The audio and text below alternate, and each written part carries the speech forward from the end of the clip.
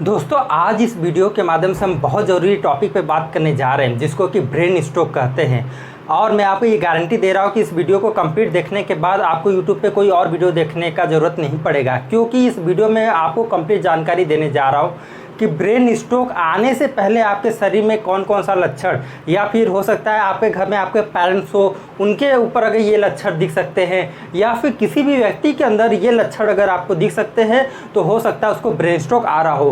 Brain stroke कितने types के होते हैं, फिर हम लोग बीच में देखेंगे कि इसमें कौन सा सिम्टम मिलना शुरू होता है, इसमें कौन सा इन्वेस्टिगेशन या जांच कराया जा सकता है। और दोस्त लास्ट में आप बहुत लोग से सुने होंगे कि भाई एक एस्प्रिन रखा करो, एक डिस्प्रिन रखा करो, है ना। जब ये ब्रेन स्ट्रोक आ जाएगा तो कौन से ब्रेन स्ट्रोक में डिस्प्रिन खाना चाहिए, एस्प्रिन, कौन से ब्रेन स्ट्रोक में ये नहीं खाना चाहिए, इसका नुकसान भी हमारे बॉडी पे देखने को मिल सकता है। तो इस वीडियो के माध्यम से हम लोग पूरी ये कंप्लीट जानकारी लेने जा रहे हैं। मैं आपसे रिक्वेस्ट कर रहा हूं कि आप इस चैनल को अभी का अभी सब्सक्राइब तुरंत कर लें, क्योंकि चैनल पे केवल जेन्युइन हेल्थ से रिलेटेड इंपॉर्टेंट हेल्थ से टॉपिक्स पे आपको जानकारी देने का कर्तव्य मेरा है। अब हम शुरू करते हैं ब्रेन स्ट्रोक। तो फ्रेंड देखिए, सबसे पहले मैं आपको ये बताना चाहता हूँ कि हमारे ये जो ब्रेन है वो पूरे बॉडी का 20% 20% of energy use by this brain only, and if there will be interruption of less than 1 और 2 मिनट्स, अगर केवल 1 से 2 मिनट तक के लिए भी आपके ब्रेन में ऑक्सीजन और न्यूट्रिएंट्स वगैरह नहीं जा पा रहा है तो आपके ब्रेन की जो कोशिकाएं, जो उसके अंदर न्यूरॉन्स से सेल्स है, उसके अंदर इरिवर्सिबल चेंजेस यानी ऐसे बदलाव हो सकते हैं जो कभी न कभी ठीक भी नहीं हो सकते हैं। और वो बॉडी आपका जिस भी रीजन में होगा तो उसके वजह से जो बॉडी का पार्ट अफेक्ट होगा वो ज़िंदगी भर के लिए उसी तरह रह सकता है, यानी ख़राब रह सकता है। अब हम जानते हैं कि इसके पीछे कारण क्या होता है। तो फ्रेंड देखिए, हमारे यहाँ से ये इंटरनल कैरोटिड आर्टरी और एक्सटर्नल कैरोटिड आर्टरी गए रहते हैं, यहाँ पे अंदर में कुछ जगुलर वेन्स वगैरह गए रहते हैं।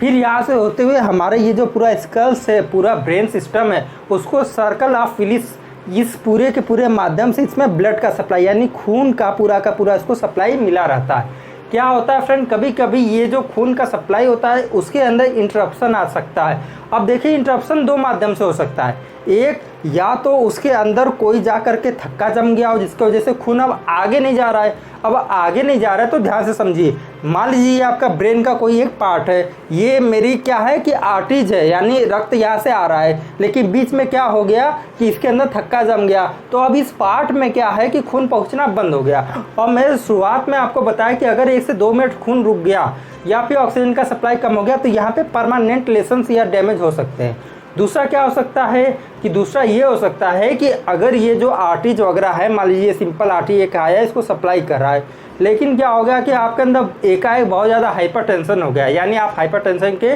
पेशेंट है और आपका बीपी जो 180 से ऊपर पहुंचना शुरू हो चुका है, तो इसके अंदर प्रेशर इतना ज़्यादा हो गया कि यहाँ पे ये रप्चर हो गया, यानी जो आर्टरी हो ही फट गया, हिमोरेज अंदर हो गया।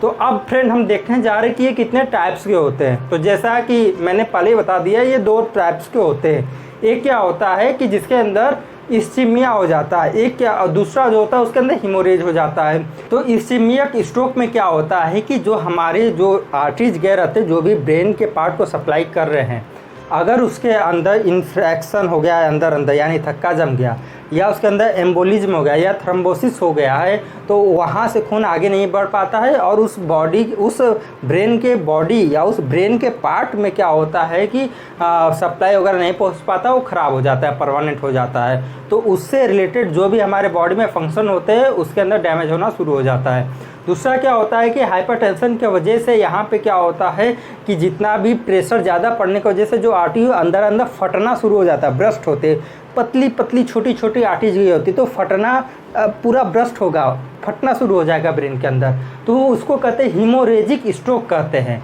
हीमोरेजिक स्ट्रोक बोला जाता है। इसके अंदर खून वगैरह अंदर जम जाता है फटने के बाद, या लगातार खून वगैरह अंदर से बहता ही रहता है लगातार।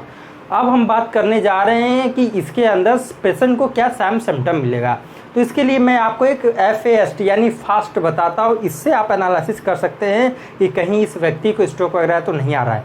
FAST फास्ट मतलब क्या होता है कि ये जो फेस है, यानी आपका एक जो फेस रहता है उसके अंदर वीकनेस शुरू हो जाता है। अभी क्या है कि मेरा जो फेस है इसके अंदर कोई वीकनेस नहीं है, लेकिन जैसे ही वीकनेस होगा यहाँ का ये जो पार्ट ये सब ऐसे झुलना शुरू हो जाएगा, ये जो आँख ओख है ये सब ऐसे होना शुरू हो जाएगा, और ये वाला पार्ट जो है सही रहेगा। या हो सकता है ये पार्ट है यहाँ पे वीकनेस बहुत ज़्यादा हो जाए और ये वाला पार्ट सही हो गया। तो F फॉर फेस वीकनेस होता है। A फॉर आर्म होता है, यानी आर्म के अंदर, यानी ये जो आपका हाथ है हो सकता है इसके अंदर बहुत ज़्यादा वीकनेस शुरू हो गया हो, एकाएक ये लक्षण शुरू हो जाएगा। हो सकता है इस आर्म के अंदर बहुत ज़्यादा कमजोरी वीकनेस हद से ज़्यादा शुरू हो गया हो।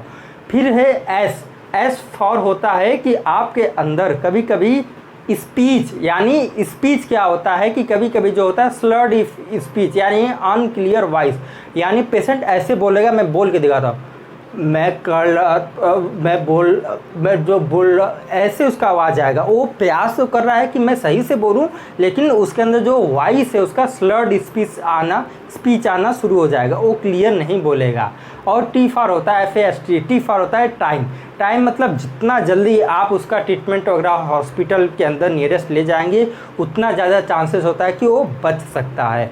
अब फ्रेंड इसके अंदर बात करते हैं कि कौन सा जांच कराया जा सकता है। तो फ्रेंड इसके अंदर सबसे पहले तो आप इमरजेंसी में जाएंगे और आपके डॉक्टर क्या है कि आपका एक CT स्कैन वगैरह करेंगे, CBC करेंगे, यूरिया इलेक्ट्रोलाइट बैलेंस वगैरह देखेंगे।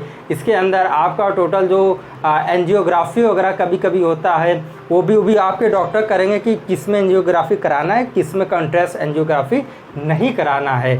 फिर हम लोग इसमें देखते हैं कि फ्रेंड इसके अंदर मैनेजमेंट क्या होता है। तो सबसे पहले अगर आपके घर के अंदर कोई भी ऐसा व्यक्ति है जो कि हाई ब्लड प्रेशर से जूझ रहा हो, लगातार पीछे 5 साल 8 साल 10 साल से उसको हाई BP बना रहा है और वो कभी दवा खाना भूल गया हो या कभी ऐसा कोई टेंशन का बात हो गया, तो उसके वजह से क्या होता है कि उसके अंदर बहुत ज़्यादा प्रेशर ब्रेन के अंदर शुरू हो जाता है और आर्टरीज वगैरह फटना शुरू हो जाती हैं।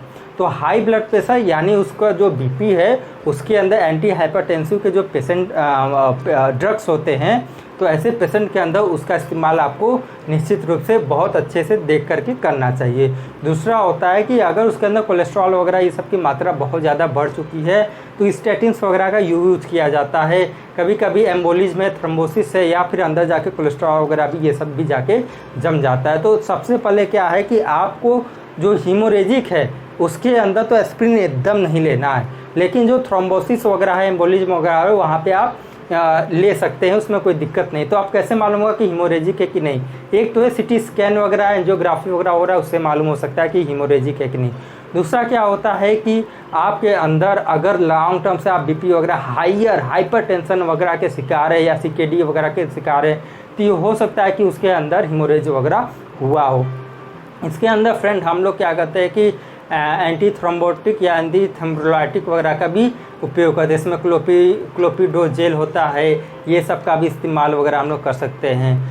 BP वगैरह है तुरंत उसको मैच किया जाता है, IV बोलस वगैरह ये सब देते हैं अच्छे से। हेपारिन वगैरह हो गया, वारफरिन हो गया है, जो कि कहते हैं कि हमारे खून को पतला करने की दवाई है, उसका हम लोग इस्तेमाल कर सकते हैं। अगर आप अल्कोहल वगैरह पी रहे हैं तो उसको छोड़ना होगा, अगर आप स्मोकिंग कर रहे हैं तो उसको छोड़ना होगा। तो दोस्त अब आपको ये वीडियो को अपने ग्रुप में या अपने दोस्तों को शेयर ज़रूर करना चाहिए, अपने रिलेटिव को शेयर ज़रूर करना चाहिए और इस चैनल को सब्सक्राइब अभी का अभी तुरंत कर लीजिए, क्योंकि चैनल पे केवल आपको हेल्थ से रिलेटेड जेन्युइन इन्फॉर्मेशन मिलती रहेगी। तब तक के लिए मैं नए वीडियो के साथ फिर से हाजिर होता हूँ। आज्ञा दीजिए, नमस्कार।